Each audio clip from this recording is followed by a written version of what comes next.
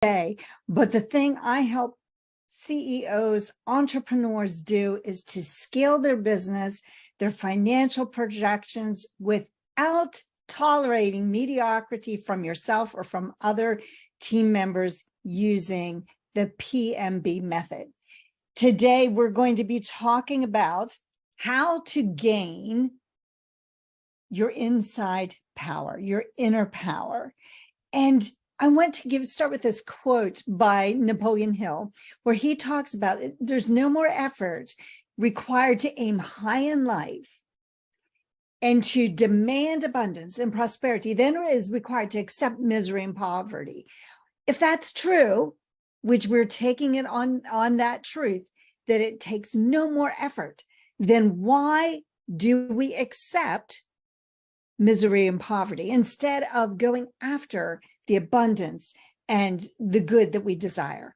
You see, it all comes down to your awareness. If you're not aware that it is a choice and you're not aware of how to shift your thinking and how to change so you no longer have that mediocrity thinking, but you have that abundance thought patterns. If you're not aware, you can't change. But now you're aware, because I'm going to show you today how to do it and explain what's happening.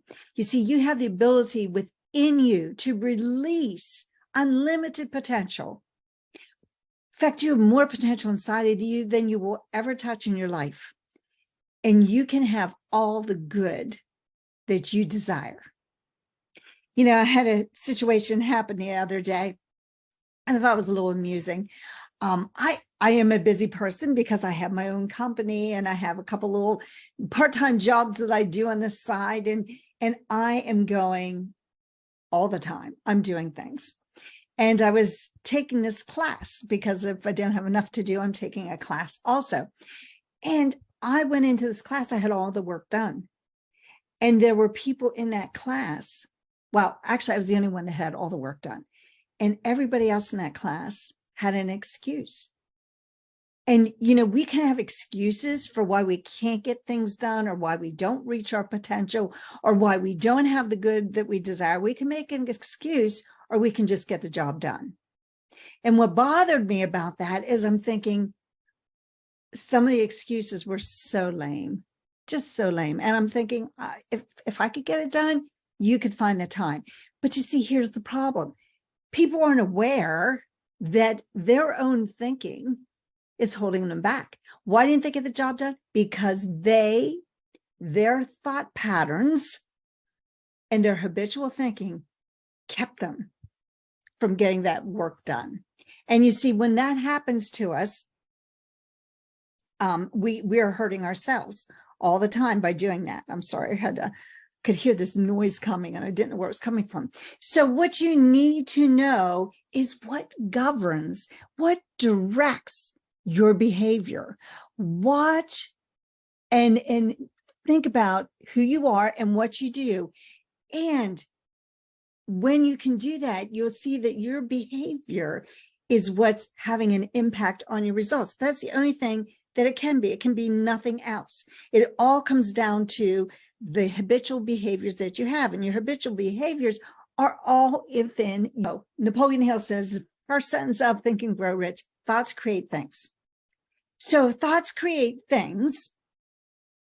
All you have to do is have the correct thoughts. Doesn't that make sense? All we have to do is have the correct thought, because we know that thoughts create things. So with our thoughts, we get to choose what our thoughts are. And what we have to realize is that our paradigms, our habitual thinking is controlling what it is that we're doing. I'm sure there are many times in your lives where you know you can do something consciously. Our conscious mind knows we can do it. Our conscious mind is set up that you have these great dreams and great aspirations.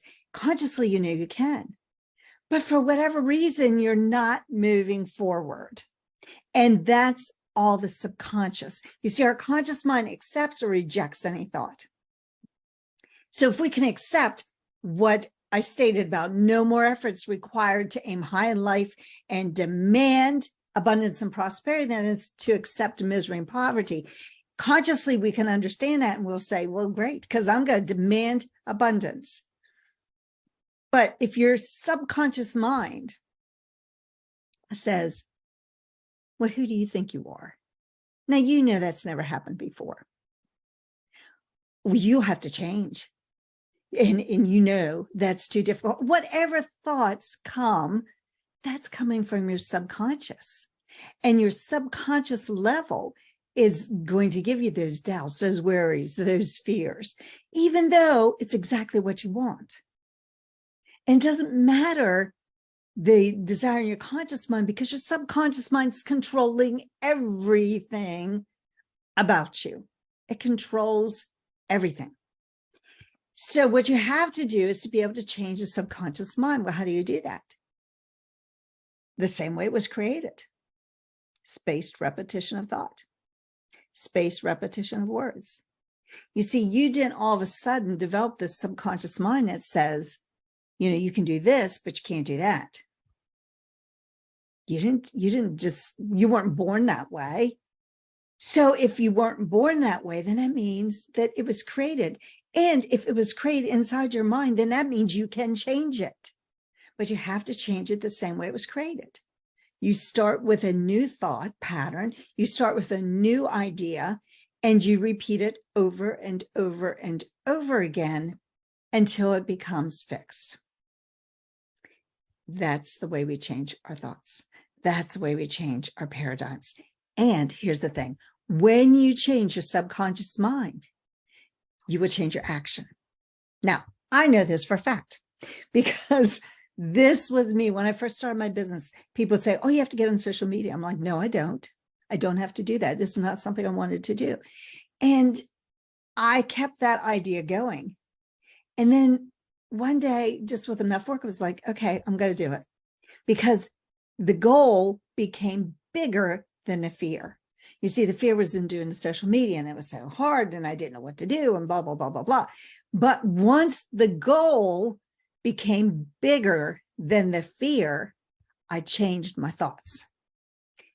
And when I changed my thoughts, I changed my actions, because now the goal was bigger.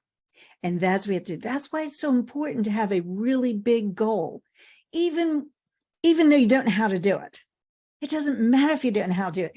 I guarantee you the people, the resources, the things that you need to accomplish that goal will come into your life when you start moving towards the goal. But if you just sit there and say, yeah, I'd like this to happen, and that's it,